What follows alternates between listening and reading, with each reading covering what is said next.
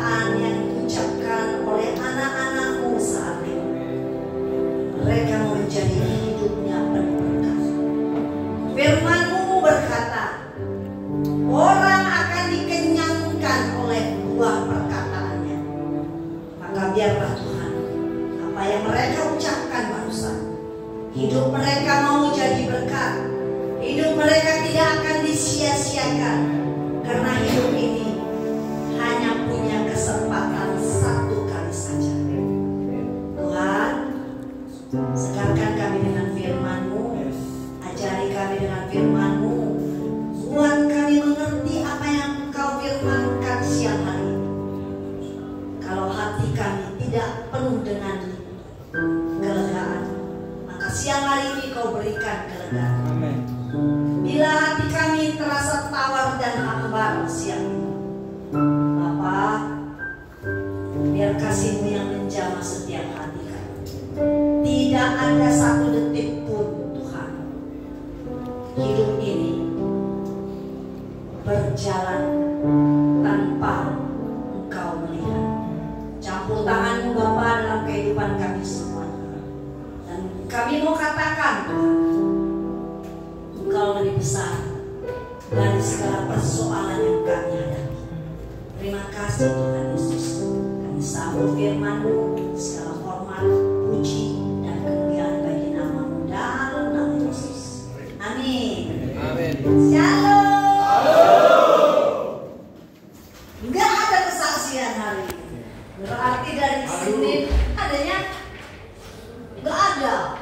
Dari tanggal 1 ini tanggal 3 September nggak ada yang mengalami mujizat, keajaiban Tuhan, kebaikan Tuhan. Nggak ada. Siapa? Mana tangan coba lihat. Gak usah saksikan di sini. Ada yang mengalami mujizat dari tanggal 1 sampai hari ini? Masih diberikan napas dan kesehatan yang luar biasa. Amin. Ada doaku yang sudah terjawab? Atau kau sama sekali nggak berdoa? Kayak mana mau dijawab? Nggak minta? Hah? Nggak ada yang doanya dari jawab. Banyak. Bilang nggak banyak. Seringkali aku datang kemari tak ada yang dijawab doanya. AC sudah ada, udah soju. Kan enak gini, ya kan? Nanti kita berdoa supaya gereja ini makin besar. Karena saudara-saudara bisa buat nanti biar muat. Ya kan, seandainya pun makin banyak yang datang, lebih bagus pakai ikan ya Pak ya. Biar muat, ya kan? Biar muat. Jadi kalau hari ini ada berapa absensi kita? Ada 60, kurang lebih ya. Jadi biarlah Tuhan yang menggerakkan setiap hati kita ya. Oke, Pak Wulandana, apakah bisa ditayangkan? Ya, kalau siang hari ini saya sudah mendapatkan kabar sebelumnya dari Pak Ginting, Ibu Gerda. Wah, mereka sudah punya slide, sudah bisa ditayangkan, maka saya perlu mempersiapkan slide saya. Ya kan? Nah, itu dia kan. Saya suka cita sekali. Wah, saya pikir-pikir, wah ini luar biasa ya, mencoba tuh dari jauh dulu. 11-13 tahun yang lalu belum pernah ada slide apa fokus ya. Baru sekarang ada. Bukankah itu luar biasa?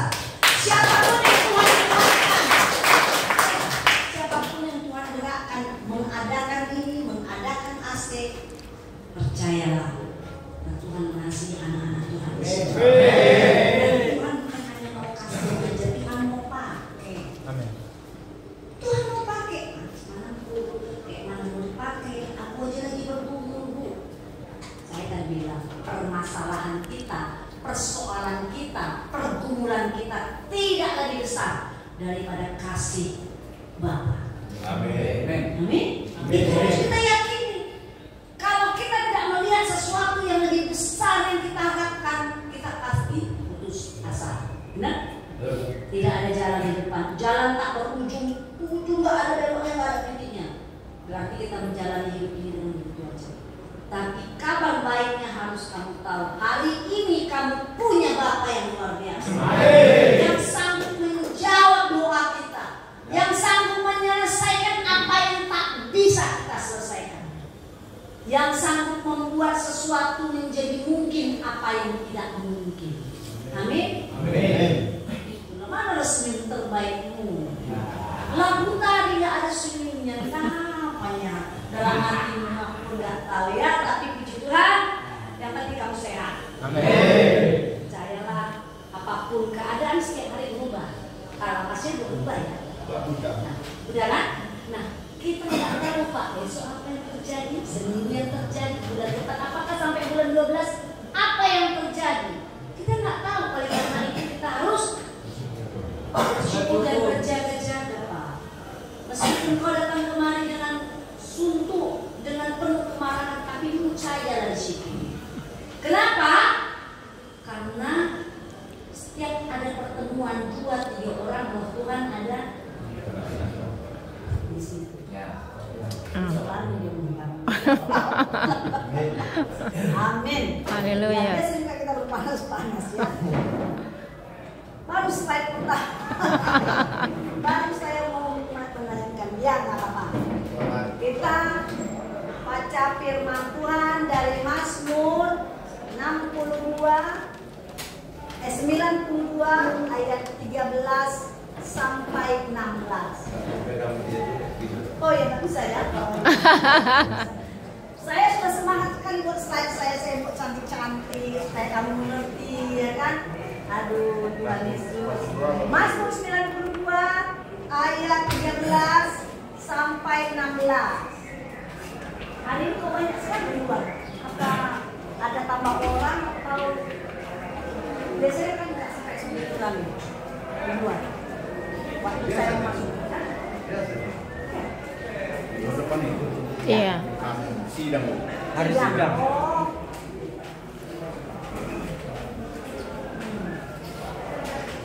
Campur tangan itu semua kalangan kita. Ya, Mazmur 92 ayat 13 sampai 16. Ini ya, saya bacakan, tolong disimak. Ini firman Tuhan. Ayat 13, orang benar akan bertunas seperti pohon korma, akan tumbuh seperti pohon aras di Libanon. Mereka yang ditanam di bait Tuhan akan bertunas di pelataran Allah kita. Pada masa tua pun mereka masih berbuah, menjadi gemuk dan segar. Untuk apa? Untuk memberitakan bahwa Tuhan itu benar, bahwa Ia belum batuku dan tidak ada kecurangan padanya. Terima kasih Tuhan Yesus. Kita tunggu sebentar ya, biar Pak bilang dana. Jadi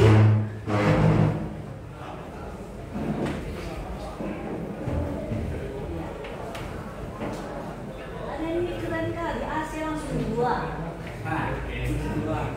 Luar biasa. Camat? Camat mana? Ibu camat. Baru dilantik atau?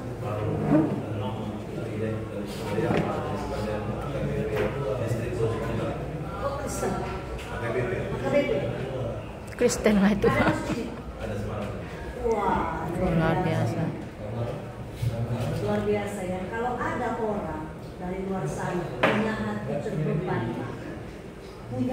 terbeban, punya keinginan untuk berlomba-lomba, semangat untuk memenangkan jiwa-jiwa, kalian sambut, jemput bola. Berarti maksudnya ya, jangan anggurin. Oh, emang orang datang kok, ini bisa.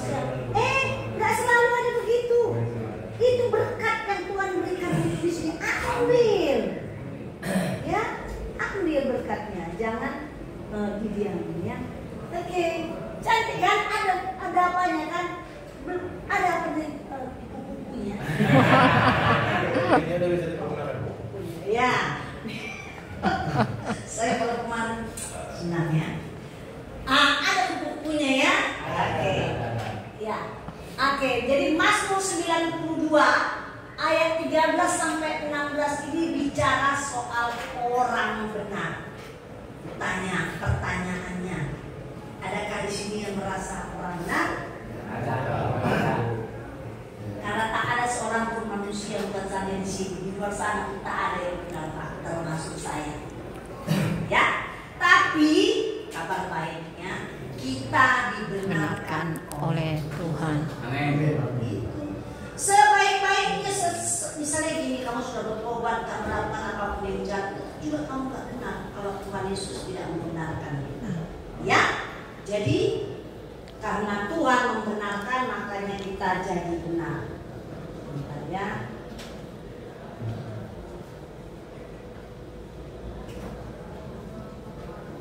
Ya, di Roma 5 ayat 1 tadi ya, bahwa sesungguhnya kita dibenarkan oleh Kristus.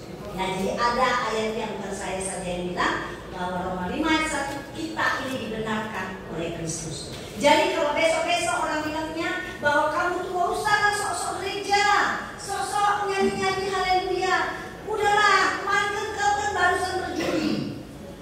Ucapkan dengan kata-kata, saya memang tidak benar, tapi hidup saya dibenarkan oleh Kristus. Karena ada tertulis Roma 5 ayat 1, supaya jangan ada tipu muslihat iblis yang mendakwa kita.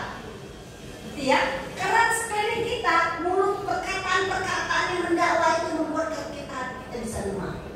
Ya kan? Udahlah sok-sokan kau itu, kau usah kau tiap hari gereja, tak ada artinya. Udah jahat ya kau, hukuman kau 15 tahun sok-sok kau, udahlah. Ucapkan pakai firman Tuhan perkataan, aku dibenarkan oleh Kristus.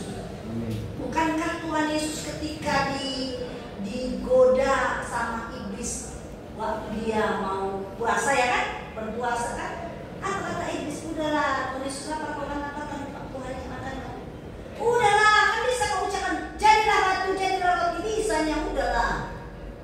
Tapi apa kata Tuhan Yesus? Bukan malam badai yang kau tunggu kawanmu, jangan kau tunggu kawanmu kalau kau diejek. Apa kata Tuhan Yesus? Tuhan Yesus mengeluarkan perkataan sesuai dengan firman Tuhan. Ada tertulis, manusia tidak hidup dari makanan. Jadi nggak usah marah kalau pagi-pagi kalau ada yang ngejek ya. Ucapkan firman Tuhan. Hari ini kita belajar Roma 5 ayat 1, saya dibenarkan oleh saya ini jadi orang benar karena dibenarkan oleh Tuhan. Ya, nah orang benar. Bagaimana orang benar? Kalau kita dibenarkan oleh Tuhan, kita tinggalkan yang jahat apa? Ya kan? Kita tinggalkan yang tidak baik, pikiran-pikiran tidak baik. Apa dampaknya? Kita bisa bertunas seperti pohon korma, akan tumbuh seperti pohon aras Libanon. Dulu belum ada lagu boti, makanya dibilang dia boti Libanon. Ya kan? Karena yang tercatat di Alkitab adalah sejarah dari timur tengah sana. Belum masuk lagu boti, kaban jahe, masuk Pak. Jadi cuma dibangun dari situ. Ya kan? Nah, mereka yang ditanam ditahupai Tuhan akan bertunas di pelataran Allah kita. Ini yang seru. Pada masa tua pun mereka masih berbuah menjadi gemuk dan segar. Itu yang segar. Kalau benar menjadi tua katanya lupa umur. Semangatku berkobar-kobar karena umur adalah angka. Tapi kalau orang yang ada dalam Tuhan menjadi gemuk, jangan menjadi gemuk sakit-sakit Pak, dan segar, artinya sehat. Orang lupa berapa umurnya, sekian, kamu sakit kayak 25 ya. Nah, ya, karena apa? Kalau kita berjalan dengan Tuhan, Tuhan janjikan kau berapapun umurmu akan menjadi tua, menjadi gemuk dan segar. Ya, menjadi gemuk dan segar. Ini ada. Dan mau ngapain dikasih Tuhan gemuk dan segar? Bukan untuk main judi, bukan untuk jadi kepala geng, enggak. Untuk menyampaikan, memberitakan firman Tuhan, memberitakan tentang Tuhan itu hebat. Dulu waktu mendapat maju batu, aku begini. Ketika kau nanti 10 tahun dari sini, kau masih menceritakan dulu. Kalau tidak dilapas panjang batu, entah jadi apa hidupku sekarang. Mungkin jadi manusia silver di luar sana. Tapi sekarang usia 65, aku tidak menjadi manusia silver karena aku tidak minta-minta Tuhan buat aku gemuk dan segar. Ya, itu camkan firman Tuhan supaya ada semangat ini. sini yang patah semangat. Karena kita masih bernapas, Pak. Masalah tetap ada, tapi masalah kita tidak lebih besar daripada Tuhan. Ya, daripada kasih Tuhannya. Nah, ya, seperti pohon korma katanya kan, gak ada pula pohon ubi waktu itu ya. Jadi pohon korma ada di Timur Tengah. Kayak apa katanya pohon korma itu? Pohon korma itu, Pak, dulu di Timur Tengah sana itu kan makanan mereka, ya kan? Jadi diumpamakan pohon kurma itu bijinya kalau mau tumbuh ditanamkan di dalam pasir. Kemudian setelah dicelupkan, ditanamkan dalam pasir, di atasnya ditaruh batu. Loh, kayak mana Bu? Kalau ditanam di benih, ditaruh atas yang batu, kan tertekan dia. Bagaimana dia itu tumbuh? Tapi kenapa korma ini menjadi perumpamaan di Alkitab? Pak, korma itu kan dia ditanam dalam pasir. Kalau dia mau tumbuh, tentunya akar dulu, Pak. Kalau benih tumbuh itu kan mungkin daunnya nggak ada akarnya kan, akar dulu baru ke atas kan. Nah, akarnya itu menembus pasir, menembus batu cadas, menembus batu cadas, terus sampai ke bawah sampai dia mendapatkan air dan makanan yang bisa membuat dia berakar. Ketika dia sudah berakar, baru dia tumbuh ke atas. Kita sering lupa, iman itu Pak gak kelihatan. Akar itu dalam tanah kan Pak? Nampak gak? Tumbuh gak nampak. Jadi iman itu di dalam Pak. Hanya kita dan Tuhan saja yang tahu. Makin kita mengalami masalah, makin kita mengalami tekanan, makin kita mengalami cobaan yang lebih besar, kabar baiknya itulah media Tuhan untuk membuat mujizat. Amin. Di situ terjadi mujizat. Jadi kalau hidupmu santai-santai aja, nyaman-nyaman aja, tidak ada masalah, tidak ada tekanan, tidak ada kesesakan, tidak ada pergumulan, tidak ada kemiskinan, tidak akan ada mujizat kalau tidak bersabar. Tapi kalau kenapa nggak buat ya? Selalu gini, semalam gini, emang antipati dia sama saya. Tapi itu ya seperti akar tadi di dalam tanah. Dia akan bertumbuh satu akar, satu cabang, makin banyak cabang, makin cabang, dan kita tidak bisa dia hilang. Tapi sesungguhnya dia sudah mencengkeram tanah itu sehingga dia tumbuh. Begitu juga kita, Pak. Kita ini kenapa tiap hari berdoa, baca Alkitab, bergereja, supaya akar kehidupan rohani kita kokoh, Pak. Keluar kau dari sini, Pak. Apapun yang terjadi di luar, bagaimanapun pengaruh dari luar, itu sudah mencengkeram. Akar rohani itu tidak akan pernah goyah. Itu sebabnya kenapa pohon korma diilustrasikan di dalam Alkitab, karena dia sungguh-sungguh. Setelah dia berakar, dia menembus batu cadas segini, Pak. Dia tumbuh dan dia tumbuh menjadi pohon yang kuat dan berbuah. Begitu juga. Apapun yang kau dengar hari-hari tiap hari firman Tuhan dari siapapun, enak apa enggak enak cara menyampaikan, yang penting sampaikan firman Tuhan, bukan dongeng. Itu akan membuat akar kehidupan kamu kuat, mencengkeram, sehingga susah, iblis susah membuat engkau jatuh. Mungkin bisa jatuh, tapi kau akan jatuh. Tidak, pohon tadi itu tidak akan layu lagi, tetap tegak berdiri. Tidak ada manusia yang tidak pernah jatuh, selalu tetap jatuh. Tapi karena akar kita kuat, kita tetap tegak berdiri. Karena kita tahu kepada siapa kita berdoa. Amin.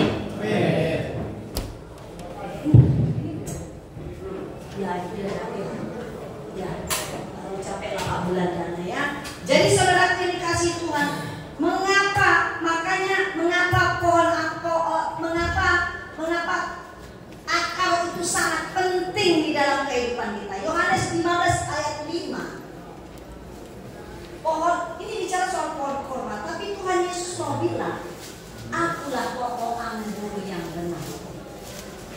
Siapa yang tinggal di dalam aku dan aku di dalam dia, buah banyak.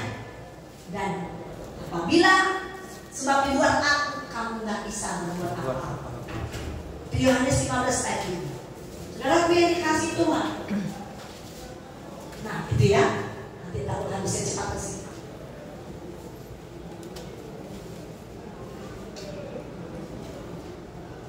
Next, Pak. Bisa. Menjalan, Pak. Ya, jadi saudaraku yang dikasih Tuhan, Tuhan Yesus sendiri sudah bilang, akulah sebenarnya pokok anggur yang benar. Kamu tak bisa berbuat apa-apa kalau kamu di luar saya. Kita harus tetap dalam Tuhan. Nah, ini ininya. Nah, ini pondasi iman yang kuat. Lukas 6 ayat 47 sampai 49. Kita baca 2, 3. Setiap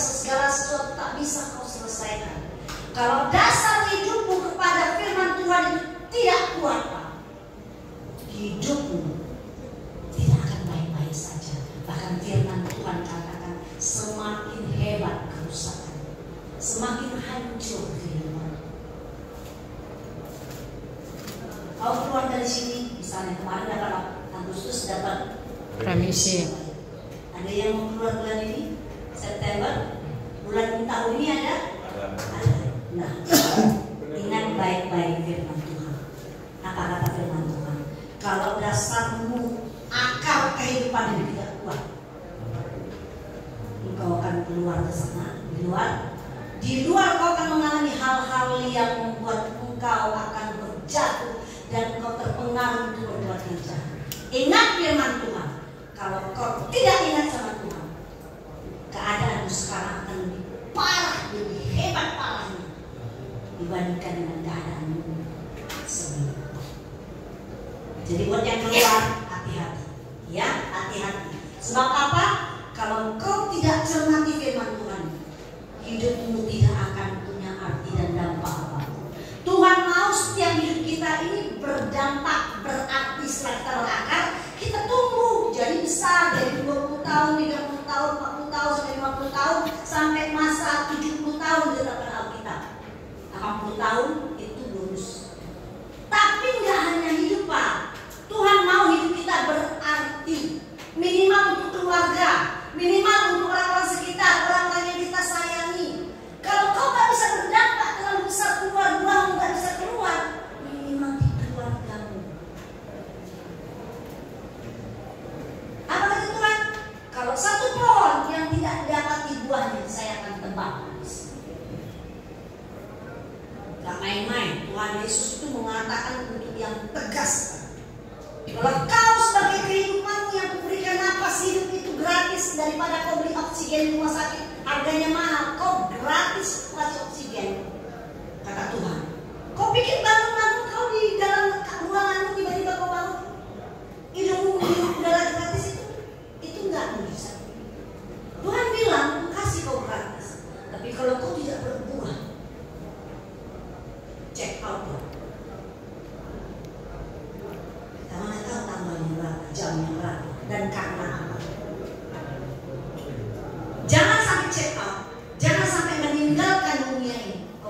berbuat. Tidak berbuat. Berbuat seperti apa, Bu? Seperti ibu khotbah? Enggak usah. Kalau kau tidak punya talenta untuk berkhotbah, berbuatlah untuk sekelilingmu, menyenangkan istri dan anak-anakmu. Perkataanmu tidak yang mengeluarkan perkataan-perkataan yang penuh dengan kutuk. Itu sudah berbuat. Itu sudah berbuat. Bukan berarti kau berbuat terus kasih uang kemana-mana. Oh, sombong, kasih uang apa gereja kasih 5 juta. Enggak usah. Tuhan itu tahu kapasitas kita. Yang penting kita berbuat, jangan kering. Di sini bagaimana bisa berbuat? Bisa. Ajak teman gereja. Doakan kalau lihat ada yang kakinya pencang-pencang sakit. Doakan, sebutkan namanya, baru kenal namanya. Kau sudah berbuat. Kalau ada kawan yang jatuh, kalau dia main judi aja, ada di gereja, kau bilang, bro, udahlah, jangan lagi. Itu kau sudah berbuat. Jadi jangan di tempat ini engkau tidak berbuat setiap hari, karena Tuhan tulis, saudaraku, tulis, ada catatan di buku kehidupan. Lapas Panjura itu memberikan engkau 1 hari 3 kali makan, betul? Terus Tuhan dapat apa? Tuhan dapat apa? Gak ada. Siap kali terus. Jangan sampai Tuhan Yesus tidak dapat apa-apa dari engkau setiap hari. Kau gak berdoa, kau gak baca Alkitab, kau gak ke gereja, kau gak berdoa bagi orang-orang yang kau kasih. Kau tidak berdoa bagi sahabatmu atau kelilingmu. Tuhan, tolong Tuhan. Kau bisa berdoa juga pada ruangan ini agar peralatannya tidak rusak, supaya kami nyaman. Kau berbuat, saudaraku. Gak perlu orang tahu kau berbuat, tapi Tuhan tahu kau berbuat. Amin. Nah, ya. Jadi apa kata Tuhan? Kalau kau tidak berbuat dan rumahmu ini diam di bawah, di landasannya adalah pasir-pasir dan tidak kokoh, maka hebatlah kerusakan. Hidup kita ini ada kesempatan, saudara. Kesempatan tidak datang berkali-kali. Lakukan, tetapkan di hatimu, saya akan berubah. Gak usah kau sampai berubah sampai nampak kali kayak kudus ke pendeta, enggak. Berubah setiap hari sedikit demi sedikit. Berubah, mulai dari tidak berbohong. Tidak berbohong, 1 hari berbohong 10. Turun besok 8, turun besok 6, besok sampai 0. Kau merokok 5 hari, 1 hari 5 batang, turun 4, turun 3, turun 2 dan 1. Ada satu pendeta, saya mau ceritakan lah, pendeta itu di gereja lain lah. Ketika itu Pak Pendeta, kenapa Bapak ini merokoknya kayak ketat, bahkan tak paham Tuhan? Jawabnya apa? Mana? Coba tulis. Dia mau bilang kita ada tulisannya itu nggak merokok, boleh merokok apa enggak? Terus tanya, ada di situ tulisan becak dayung atau bemo, ada di Alkitab becak dayung, bemo atau apa lagi yang lain? Ada. Justru manusia itu dikasih hikmah. Alkitab ditulis 2000 tahun yang lalu karena kondisinya, keadaan di situ adalah di daerah Timur Tengah. Nggak ada demo, nggak ada sepeda motor, becak mesin, nggak ada, BPK pun nggak ada. Jadi kalau kau pasal Alkitab mengatakan ada di situ, mana tulisan bahwa ayat tidak boleh merokok. Sampai kali hidup ini dalam perbodohan. Apa yang kata Tuhan? Hai saudaraku, tubuhmu adalah bait Allah, baitku, tempat aku, rumahku, kata Tuhan. Jadi kalau kau kotori, kau hancurkan rumahku, kau tanggung jawab sama aku, Beb. Matamu itu punya aku, tanganmu punya aku, semua yang kau punya itu aku punya. Pinjam kau ya. Kalau rusak, kau tanggung jawab sama saya. Kita masing-masing punya tanggung jawab. Nanti setelah selesai, tanggung jawab gak bisa kau bonceng sama anakmu atau istrimu atau siapa. Masing-masing mempertanggungjawabkan kepada Sang Kali Pencipta. Apa kau buat dengan tanganmu? Mencuri, merampok, membunuh. Seterusnya sampai kau check out dari situ, iya. Habis nggak? Saudara yang dikasih Tuhan, biar firman Tuhan hari ini ada keras, supaya kau mengerti bahwa ya hidup kita ini harus punya arti. Bukan arti karena kita kaya kita bisa lihat hebat apa, nggak perlu. Tuhan Yesus aja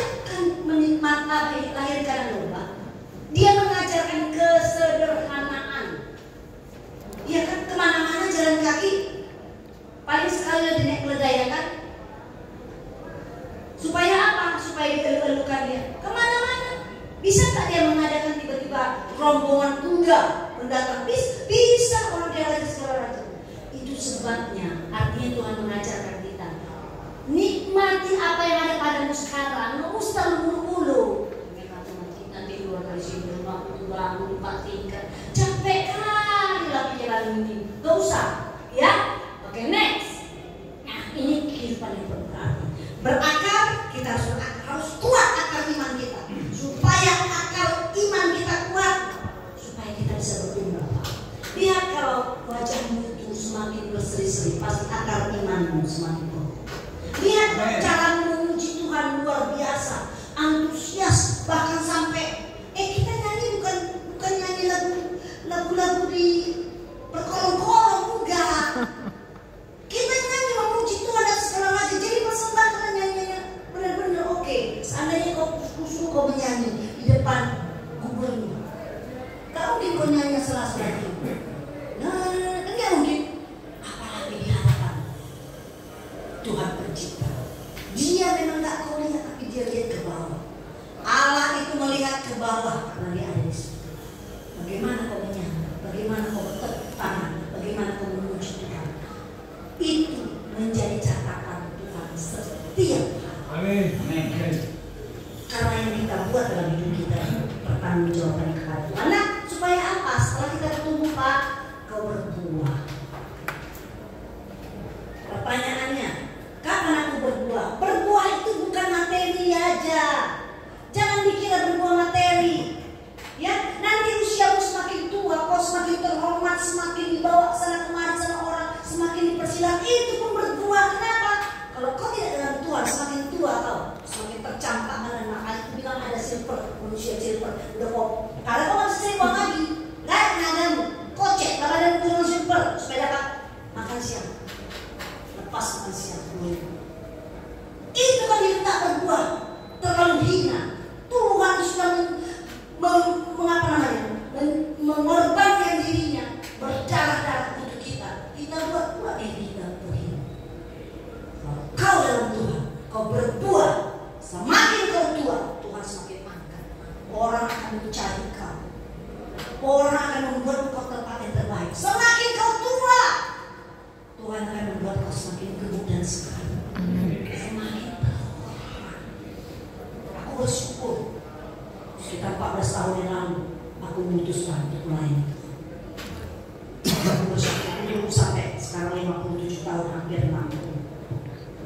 Tapi yang aku rasakan, Tuhan membawa aku ke tempat-tempat yang terbaik, di lingkungan yang terbaik, penerimaan orang yang terbaik. Kau mau yang mana?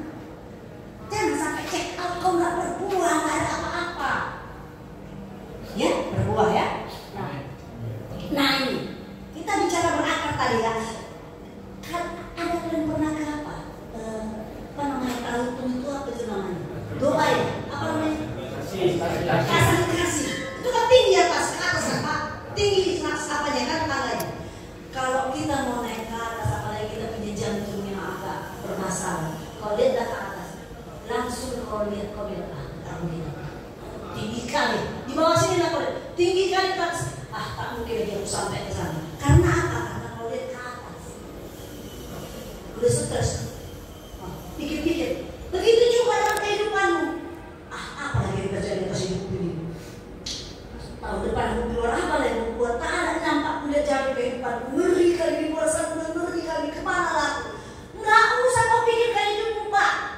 Tuhan suruh kau jalani saja setapak demi setapak. Karena apa? Setiap tapak, setiap tangga demi tangga, Tuhan akan membawa engkau sampai ke atas. Amin. Karena Tuhan bilang apa? Aku akan membawa kau jadi kepala, bukan jadi ekor. Gak akan membuat kau jadi pengemis minta kalau kau ikut aku raja dan segala raja. Gak akan kubiarkan anak-anakmu menderita. Hati-hati. Apa yang bapak-bapak lakukan yang sudah berkeluarga, kalau kau melakukan itu sia-siaan, Pak, kasihan anak-anakmu akan menuai. Ya, hati-hati. Jadi saudara yang dikasihi Tuhan, tangga demi tangga yang begini tinggi, masalah demi masalah yang lebih mengerikan, tidak mungkin. Rasanya dengan kekuatan kita tidak mungkin kita sampai ke atas mungkin sehingga pening mata Bapak Ibu. Tapi jangan lihat keadaan kita. Pandanglah Yesus, jalani saja tangga demi tangga. Maka Tuhan akan membawa kita sampai ke atas. Amin. Iya, nggak mulai. Nah, kesusahan dan kesesakan tiap hari menghampiri setiap orang-orang yang dekat sama Tuhan pasti datang ya. Tapi apa keputusan asa? Waktu kesesakan, putus asa, itulah cara Tuhan melakukan mujizat ini. Jika kau bilang Tuhan, aku nggak tahu lagi, sudah serahkanlah semuanya pada Tuhan. Apapun yang terjadi, kalau besok aku Tuhan dituntut lagi Tuhan oleh karena masalah yang kedua belum diselesaikan Tuhan. Masuk lagi aku ke lapas ini Tuhan. Aku udah gak tahu, aku dapat remisi Tuhan, bulan depan aku keluar. Tapi sampai aku di luar, pasti akan dituntut orang itu lagi karena ada lagi masalah yang sudah diselesaikan. Aku serahkan sama, berserah pada Tuhan.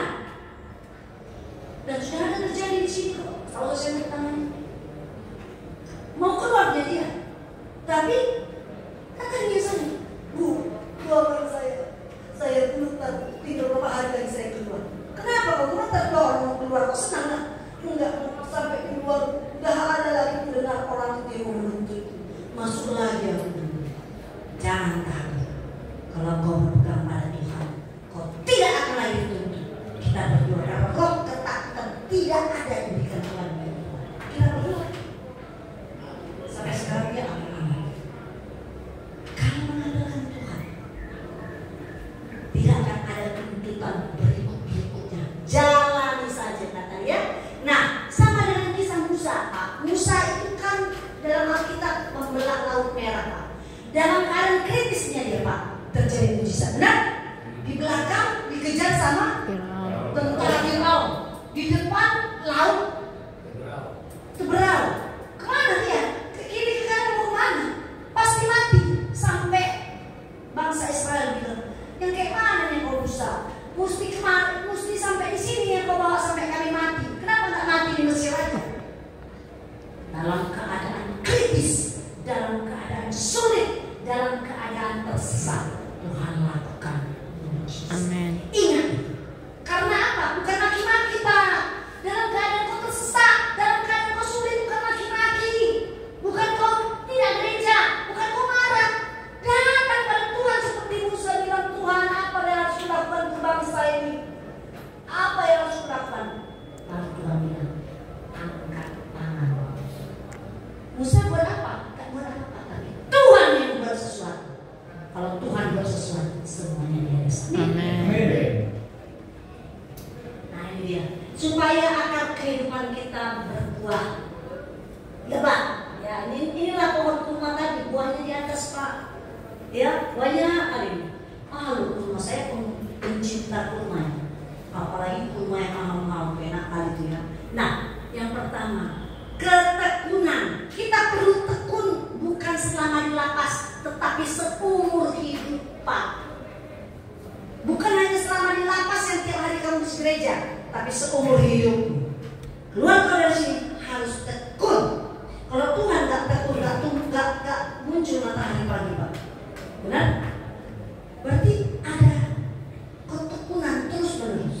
Tekun, tetap mencari Tuhan meski ada tantangan, meski kau lagi berkelimpahan, tetap mencari Tuhan. Duduk manis sama Tuhan kayak anak kecil, berdoa dan baca Alkitab. Tekun seumur hidup supaya kita berbuah. Yang kedua apa lagi? Disiplinkan diri. Nah ini disiplin. Kadang kita tidak disiplin. Sebentar ada kesenangan, pikiran kita melayang-layang, lebih fokus kepadanya. Apa kesenanganmu yang membuat kau berdosa, lebih fokus ke situ. Tuhan mau kita disiplinkan, fokuskan pikiran hati. Artinya, apapun persoalan, langsung fokus. Tuhan, aku gak kuat, tolong. Fokus pikiran dan hati kita. Disiplin. Jadi jangan satu hari pun kau tidak terfokus kepada Tuhan. Jangan satu hari pun kau tidak disiplin, terkoneksi sama Tuhan. Sekali kau lepas, maka susah kembali. Ya, jadi tetap disiplin. Yang ketiga adalah sudahlah. Tadi saya bilang kan sudah nggak ada jalan, pertolongan tak ada, kalau dia udahlah. Aku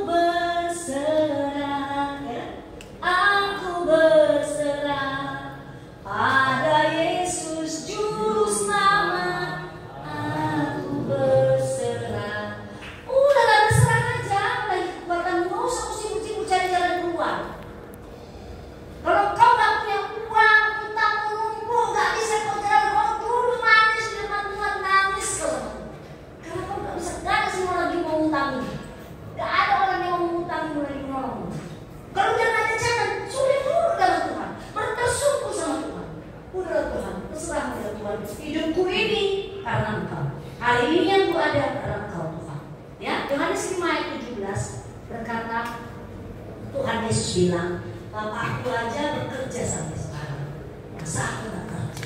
Jadi Yesus bilang, hari ini sampai dengan hari ini tanggal 3 September, aku masih bekerja untuk anak-anak yang lain. Jadi setiap doa kita jangan kau pikir mau apa. Tetapi dengan Tuhan, setiap air matamu jatuh, Tuhan perhitungkan. Kau harus percaya Pak, tapi gak ada jawaban. Jangan kau pikirkan kapan waktunya, karena waktu kita gak sama dengan waktu Tuhan. Tapi percayalah waktu Tuhan itu yang waktu yang terbaik. Ya Pak ya, Pak ini juga ya, Ibu belum datang juga. Percaya Pak, waktu Tuhan. Iya, tetap berdoa. Waktu Tuhan adalah waktu yang terbaik. Dan kapan waktu itu akan Tuhan buat luar biasa buat Bapak. Ya, percaya. Jangan ada yang putus asa di sini, karena kita punya Tuhan yang luar biasa. Oke? Nah, rencana Tuhan tidak pernah atasku dan atasmu. Tak ada rencana Tuhan yang gagal. Selagi kita masih bernapas Pak, percaya Pak, walaupun kita terseok-seok, tapi Tuhan tetap memegang kita. Engkau yang ada di sini, apapun perasaanmu saat ini, apapun kondisi hatimu, kabar baiknya, Tuhan melihatmu saat dimanapun kau di tempat lepas. Jika hatimu terkoneksi sama Tuhan, Tuhan menjaga kesedihanmu. Kalau kau di sini tidak bisa mengeluarkan air matamu pakai mata, tapi air matamu sampai ke hati di dalam, Tuhan pun melihat. Jadi percayalah, Tuhan tidak pernah meninggalkan satu pun dari kita anak-anaknya, karena rancangannya ya dan amin, dan Tuhan itu selalu baik bagi kita. Kita ada satu percaya.